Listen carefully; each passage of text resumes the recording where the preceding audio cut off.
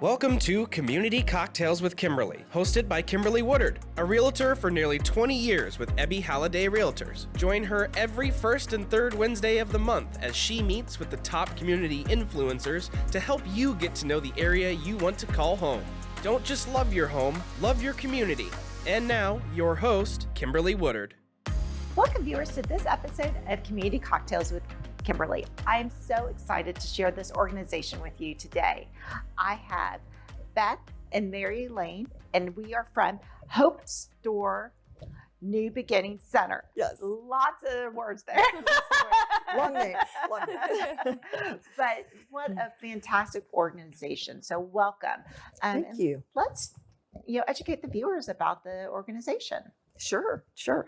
Hope Store New Beginning Center is a domestic violence agency. We provide a number of services for victims of domestic violence. That would include emergency shelter, transitional housing, counseling, legal advocacy, education and prevention. And all of these services are provided at no cost. Oh, wow. So our clients in the North Texas area, all of Collin County, Northeast Dallas County primarily, are available. We are available to them. Okay, wonderful, Yeah. wonderful. And this is something that is affected by so many people, and a lot of times people don't know, Right? Because it's one of those things that is a kind of a quiet. Exactly. Yes. A quiet pandemic. Exactly. Yes, definitely. And that's where we really encourage all of our clients and any future victims to know that we understand that's a courageous step to ask for help and that we're there to help. Yes, it is. I mean, so many people that are going, the first step is trying to get help. Right. And because to they're so reaching out. And to reach out and call our 24-hour hotline. And that really is a courageous step on their part. So you guys started back in 1985? Right about there. Yes. And so in servicing since then, I mean, thousands of victims that have encountered, and I don't like to say just females because it also could be males. Exactly. Yes. Exactly. And thank you for mentioning that. Yes. We do. We've got both female and male clients, and then of course the children that are affected by that. They may not only be bystanders, but victims as well. So we need to make sure that we are offering services for everyone. And let's talk about the services that you guys offer for these families. From again, the first step for the victim is to go to the center. I mean, and that's a huge step just right there.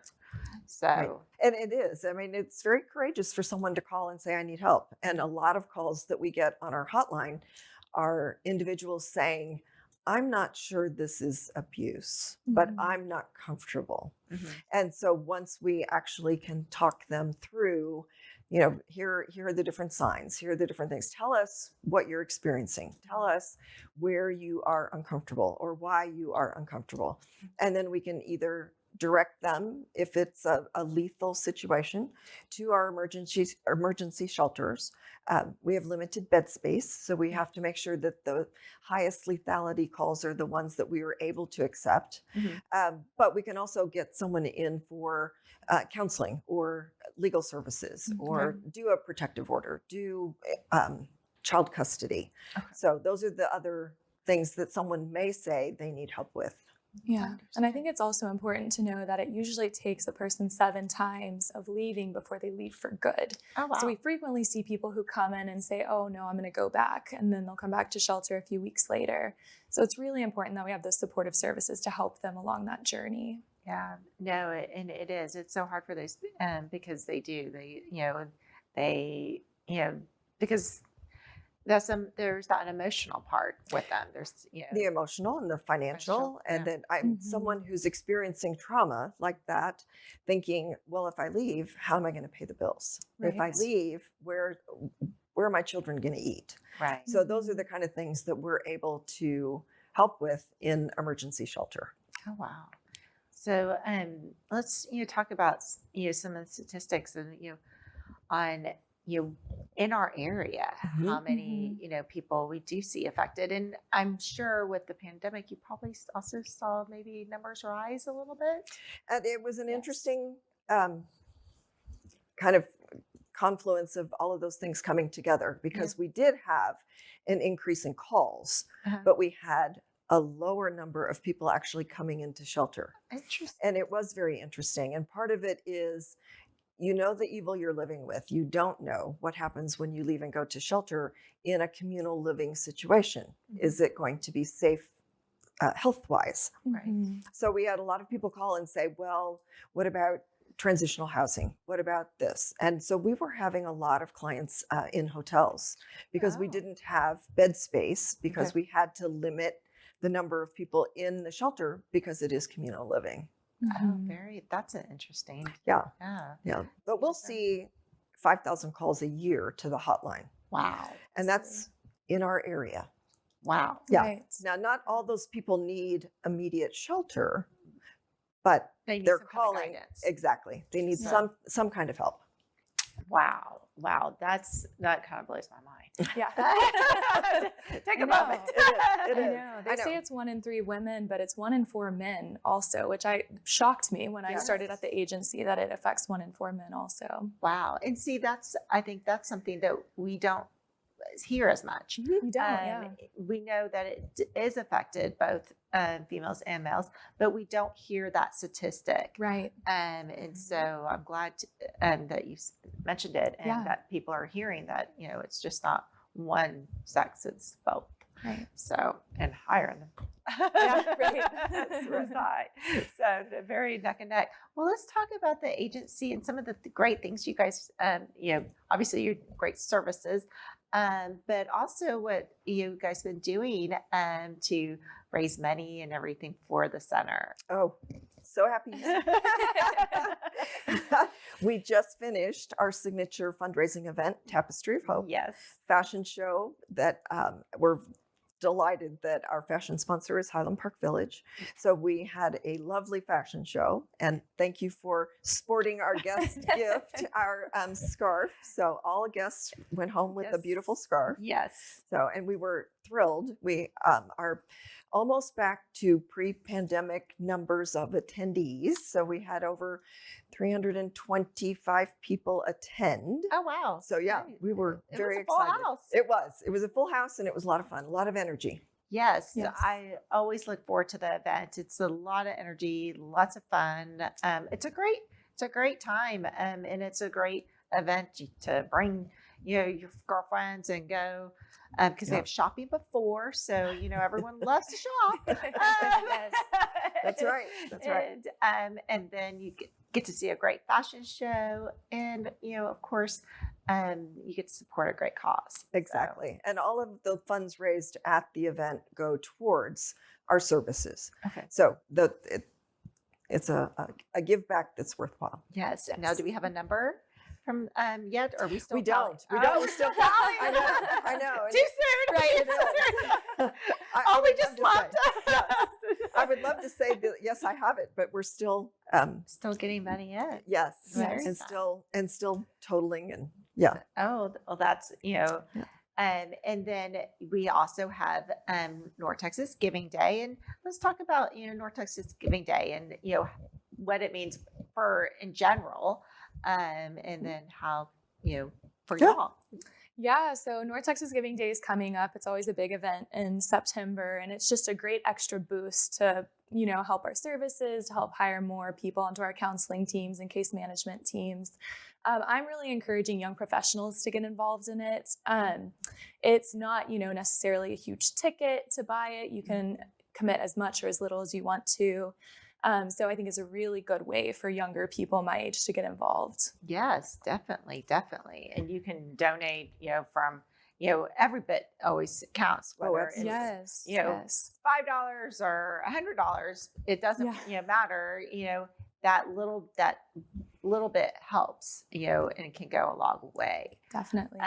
So I love North Texas Giving Day. Yes. It's it's a great time that people can give to all the communities out there that are servicing our community. Yeah. So I love it. And it's been wonderful this year that they started the giving opportunity on September the 1st. So we've had people donating since September the 1st. Yes. But the actual day is October 22nd or September 22nd.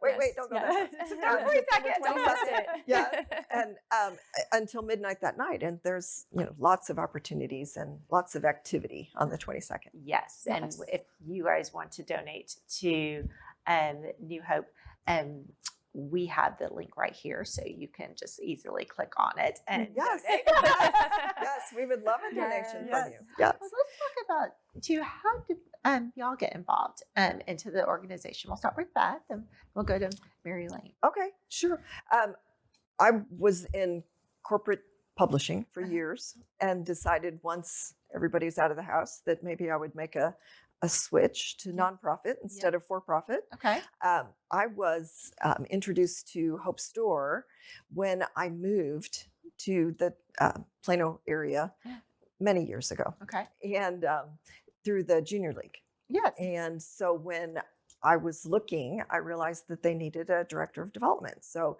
taking a business background into a nonprofit was kind of a nice combination to be able to do that in what is technically a business role for the nonprofit. Right. So it's been a great experience. I've been there 7.5 years. Wow. So You see, yeah, it was fun. A lot of changes. Yes, yes.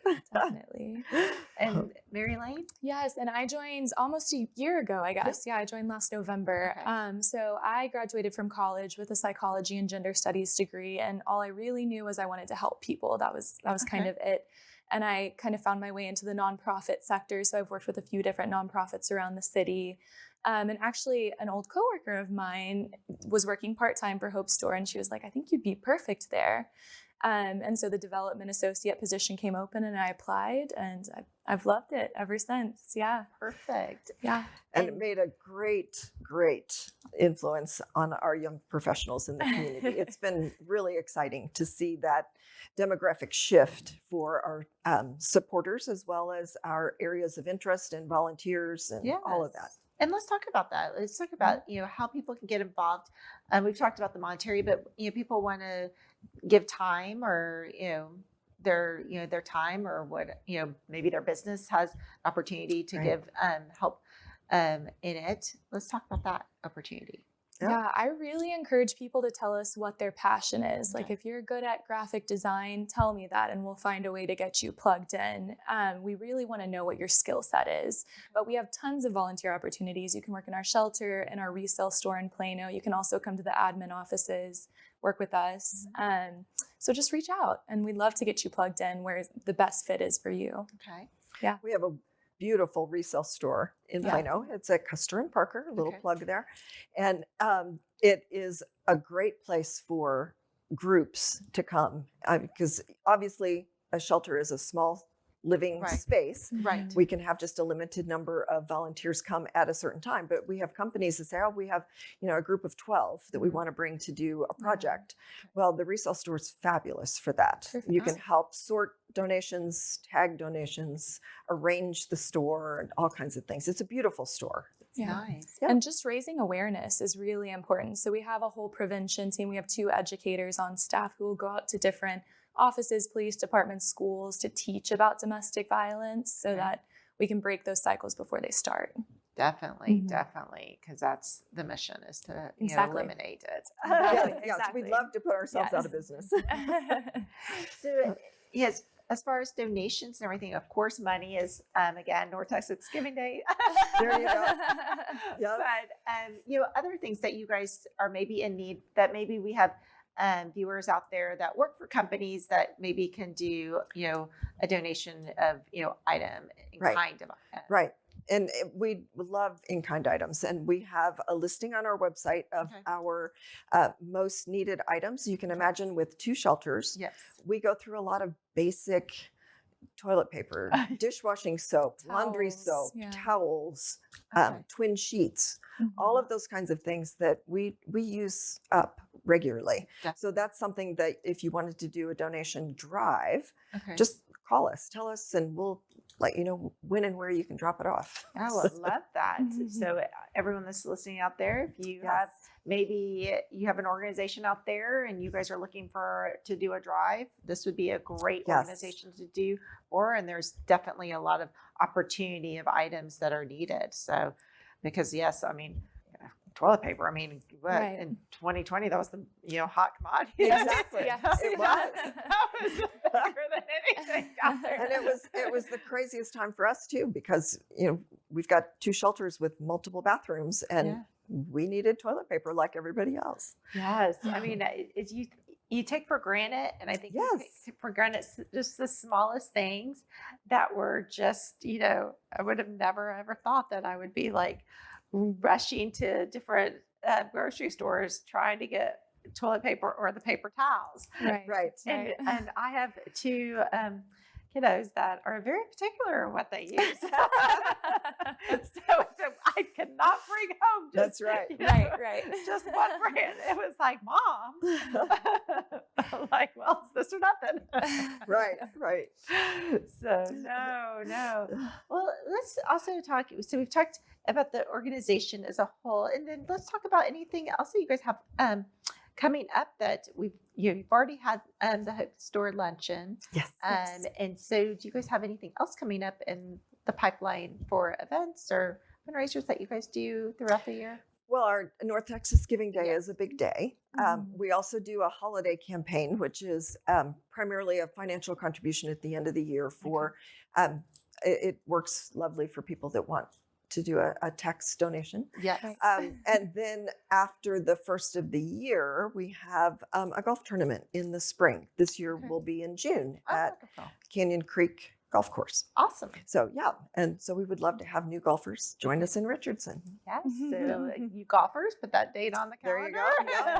There you go. We do the 2 physical in-person events each year, the Tapestry of Hope in September and our golf tournament in the spring. Yes, good time of year. Yeah. Great time for those. Well, it has been such a pleasure having you both on. And I hope the viewers, you guys learned a little bit about this great organization, and remember them when you're making your donations for North Texas Giving Day tomorrow. Again, there's a link directly to their website if you're interested in hopefully donating to that. Cheers to North Texas Giving Day. Thank you. Thank you.